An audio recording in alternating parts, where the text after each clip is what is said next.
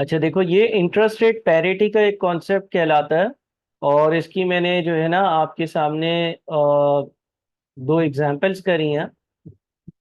एक एक कर आराम से पढ़ते हैं। इंटरेस्ट रेट पैरिटी एक तरीका है जिससे आप जो है ना वो फ्यूचर का स्पॉट रेट जो है उसकी फोरकास्टिंग करते हो। ठीक है, इंटरेस्ट रेट पैरिटी एक तरीका है जिससे फ्यूचर यानी कि बाद का जो स्पॉट रेट होगा, यानी कि आज से 6 महीने बाद, 3 महीने बाद, एक साल बाद जो स्पॉट रेट होगा उसकी फोरकास्टिंग करते हो, उसका अंदाजा लगाते हो। ठीक है। पहला केस आपको दिया हुआ है, following data is relevant to C N limited a Pakistani company. C N limited एक पाकिस्तानी कंपनी है, उसके बारे में इंफॉर्मेशन दी हुई है। आपको स्पॉट रेट दिया हुआ है। स्पॉट रेट कौन सा रेट होता है? स्पॉट रेट वो रेट होता है जो आज यूज हो रहा हो। स्पॉट रेट कौन सा रेट होता है? स्पॉट रेट वो रेट होता है जो आज यूज हो रहा हो। पीकेआर पर यूएस डॉलर्स 175 190, ये डायरेक्ट कोट होगा। डायरेक्ट कोट क्यों होगा? डायरेक्ट कोट इसलिए होगा क्योंकि इस स्पेसिफिक एक्सचेंज रेट में लोकल करेंसी कितनी आ रही है फॉरेन करेंसी के एक यूनिट में ये बताया हुआ।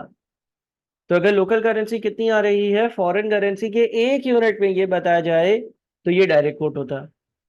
इंटरेस्ट रेट पाकिस्तान में 15% है। यूएसए में कितना है? यूएसए में 10% है। आपसे ये पूछा जा रहा है estimate forward rate after 1 year after 3 months. अच्छा देखो, अब मुझे एक बात बताओ। अम, मुझे एक बात बताओ, देखो ये 175 190 है, इसका मतलब ये हो गया कि एक चीज इसमें ये है ना कि 175 रुपीज, 175 रुपीज $1 के बराबर है। ऐसा ही है।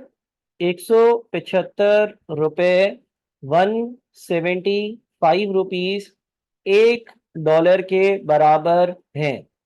175 रुपये, 175 रुपीज $1 के बराबर हैं। ऐसा ही लिखा है। ऐसा ही लिखा है। अच्छा अब मुझे एक बात बताओ, क्या मैं ये हाँ, अगर सेल सेल बाय अभी भूल जाओ, चलो एक दो चीजें लिखिए ना। 175 इज इक्वल टू $1 और 190 इज इक्वल टू $1। अच्छा, 175 रुपये $1 के बराबर है। 175 रुपये $1 के बराबर है। आज, आज, आज, आज, आज।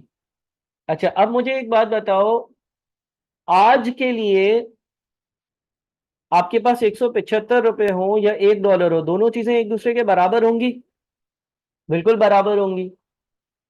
अगर आप 175 रुपये एक पाकिस्तानी बैंक में एक साल के लिए आज रख दोगे, अगर 175 रुपये एक पाकिस्तानी बैंक में आज रख दोगे, 175 रुपये एक पाकिस्तानी बैंक में आज रख दोगे, तो वो एक साल बाद कितने हो जाएंगे? 175 मल्टीप्लाइड बाई 1.15, 201.25 बन जाएंगे। ठीक है। अगर आप 175 रुपये 15% का इंटरेस्ट रेट चल रहा है, तो 175 रुपये 15% के इंटरेस्ट रेट पर एक पाकिस्तानी बैंक में आज अगर रख दोगे तो एक साल बाद के वो 201.25 बन जाएंगे।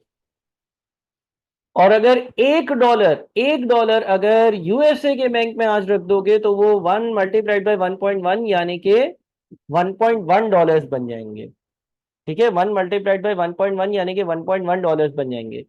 यानी कि एक तरफ आपके 175 रुपये एक साल बाद 201.25 बन जाएंगे, दूसरी तरफ आपके $1 एक साल बाद 1.1 बन जाएंगे। यानी कि एक साल बाद आपके लिए 201.25 और $1.1 एक दूसरे के बराबर होंगे।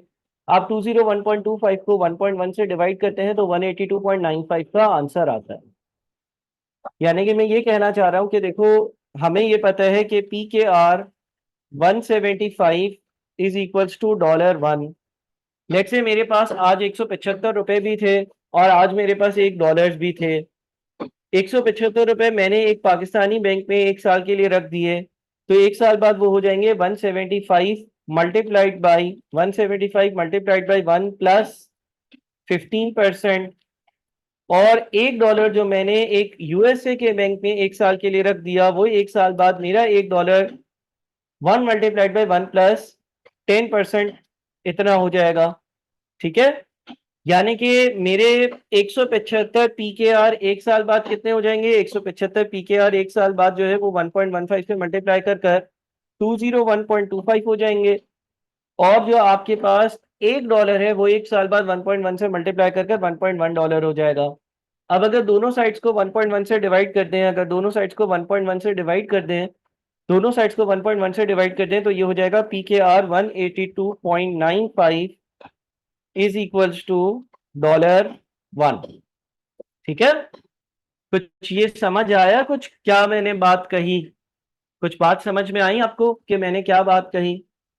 मैंने एक जगह 175 रखा, एक जगह $1 रखा, इसको एक साल कंपाउंड किया, इसको एक साल कंपाउंड किया, तो एक साल बाद के पीकेआर 201.25 1.1 के बराबर हो गए। यानी कि अगर दोनों साइड्स को 1.1 से डिवाइड करूं तो एक साल बाद के $1 जो है वो 182.95 पीकेआर के बराबर है। ये एक तरीका है फ्यूचर के एक्सचेंज रेट्स को एस्टिमेट करने का। ये एस्टिमेट गलत भी हो सकता है, ये एस्टिमेट गलत भी हो सकता है, लेकिन आप ये कहना चाह रहे हो कि तकरीबन एक साल बाद $1 182.95 पीकेआर का होगा। तकरीबन एक साल बाद $1 182.95 पीकेआर का होगा। अच्छा, यहां पर एक चीज और याद रखनी है आपने, जिस कंट्री का ये जो इंटरेस्ट रेट है वो ज्यादा होगा ना, उसकी करेंसी डी वैल्यू हो रही होगी। जिस कंट्री का इंटरेस्ट रेट ज्यादा होगा उसकी करेंसी डी वैल्यू हो रही होगी। आज $1 में 175 रुपए आते थे, लेकिन एक साल बाद के $1 में 182.95 पी के आ आएंगे। ठीक है, कुछ समझ में आया? अच्छा, अब यहां पर यही वर्किंग हुई भी है, यहां पर यही वर्किंग हुई भी है, बस करा ये है कि 175 को 1 प्लस 15% से मल्टीप्लाई किया है। लेकिन ये जो 1 प्लस 10% राइट साइड पर मल्टीप्लाई हो रहा था, ये जो 1 प्लस 10% सीधे हाथ पर जाकर मल्टीप्लाई हो रहा था, इसको पहले ही मैं उल्टे हाथ पे ले आया। तो इस तरह से आप जो है वो अपने जो एक्सचेंज रेट्स हैं 175 और 190, वो एक साल बाद क्या होंगे इसका अंदाजा लगा सकते हो, और एक साल बाद ये 182.95 और 198.64 हो जाएंगे। यहां तक जरा वापस से इसको देखें, फिर आगे बढ़ें। देखें आराम से, 1 मिनट देता हूं।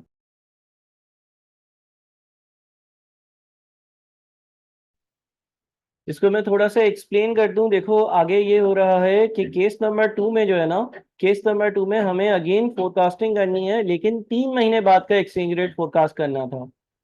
तो आप क्या करते हो, आप जो आपका इंटरेस्ट रेट है ना उसको 3/12 से मल्टीप्लाई कर देते हो।